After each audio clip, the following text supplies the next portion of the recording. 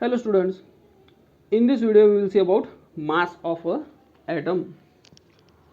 So we know that there is proton and neutron inside a nucleus of an atom. Atom के nucleus में proton neutron है और electron revolve करते रहेगा. So the total number of proton and neutron is called as atomic mass of that element और atom.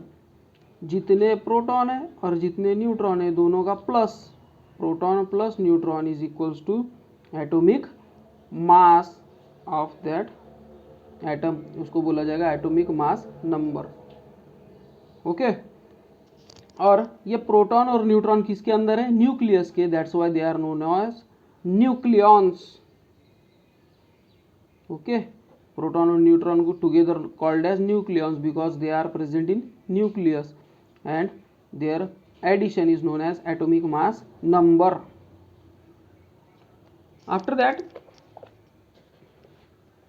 the atoms is very tiny. अब atom बहुत ही छोटे छोटे हैं तो उनको काउंट कैसा करते होंगे पहले के साइंटिस्ट, है ना. उनका अब वो इतने छोटे छोटे हैं कि अभी देखना पॉसिबल हो रहा है और अभी भी इतनी क्लियर इमेज अपने को नहीं मिल रही उसकी. So how it was possible in 19th century. 19th century में तो कोई इक्विपमेंट ही नहीं था तो वो एटॉमिक मास इतना एक्यूरेट कैसे करते थे, है ना. आपने क्वेश्चन पढ़ता होगा ना कि वो पहले तो कुछ था ही नहीं तो फिर साइंटिस्ट लोगों को पता कैसे था. So scientist use the concept relative mass of an atom. Relative mass of an atom ये कंसेप्ट उन्होंने यूज किया. What is mean by relative mass? कोई तो भी एक एटम जिसको कंपेयर किया जाए, जिसके साथ कंपेयर किया जाए. अब क्लास में बहुत से स्टूडेंट्स हैं, उसमें एक स्टूडेंट की हाइट बहुत ही ज़्यादा है तो लोग बोलते हैं ना बाकी के स्टूडेंट सबसे टॉलेस्ट बॉय कौन है, तो फिर आप बोलते हैं हाँ वो टॉलेस्ट है. क्यों टॉलेस्ट है वो? क्योंकि उसकी हाइट के कंपैरिजन में दूसरी किसकी भी हाइट नहीं है, बाकी सभी स्टूडेंट्स की हाइट उसके कंपैरिजन में कम है ना. तो ऐसे ही पहले के साइंटिस्ट लोगों ने क्या किया, एक एग्जाम्पल लिया जिसके साथ दूसरे को कंपेयर कर सके तो उसको बोला जाता है रिलेटिव मास. ठीक है. और इसके लिए सबसे लाइटेस्ट एटम उस टाइम पर क्या है? हाइड्रोजन है. तो सबसे लाइटेस्ट हाइड्रोजन था इसलिए हाइड्रोजन को क्या किया उन्होंने? रेफरेंस एटम के जैसे चूज किया. They choose hydrogen as a reference atom. क्या ये हाइड्रोजन के साथ बाकी के सब हम कंपेयर करेंगे और फिर उसके हिसाब से आप एटॉमिक मास उसका बता सकते. So first they use hydrogen as reference atom and it has only one proton in its nucleus. बस एक प्रोटॉन था उसके न्यूक्लियस में इसलिए उसका एटॉमिक मास क्या कंसीडर किया? 1. ओके.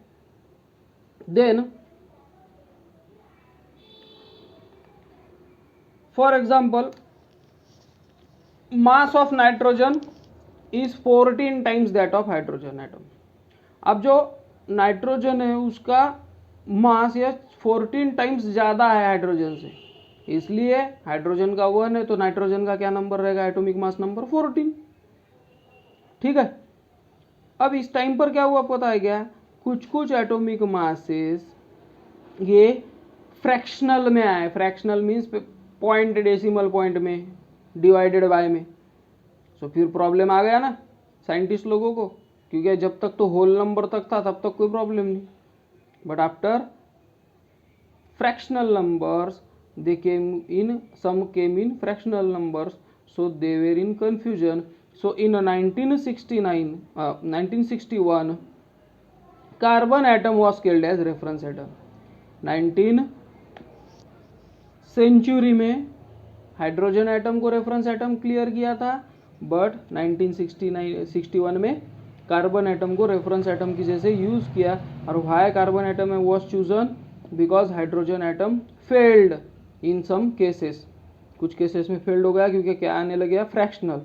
और कार्बन एटम को रेफरेंस एटम किया और उसका एटॉमिक मास उन्होंने एक्सेप्ट कैसे किया? 12. उसको उन्होंने 12 इतना एटॉमिक मास नंबर दिया और उससे कोई ज़्यादा होगा, अगर 1 टाइम्स ग्रेटर होगा तो फिर उसका 13 हो जाएगा एटॉमिक मास नंबर। जैसे कि हाइड्रोजन 12 टाइम्स कम है उसका एटॉमिक मास हाइड्रोजन का, किससे? कार्बन से, तो 12 डिवाइडेड बाय 12 दैट इज 1, सिर्फ 1 है फिर हाइड्रोजन का। तो इसे इस तरह से in this way first hydrogen was taken as reference atom and after that carbon was taken as the reference atom. Okay, and in this chart there are some atomic masses given. After that new technologies came. अब नए technology आ गए. So today we use very accurate method and we can measure atomic mass directly. अब बहुत से accurate measurements आ गए, instrument आ गए और अपन आप क्या कर सकते हैं एटॉमिक मासेस बहुत ही डायरेक्टली और सिंपली यूज़ कर सकते हैं. अपने को रेफरेंस आइटम की कोई नीड नहीं है, ज़रूरत नहीं है अभी के पीरियड में.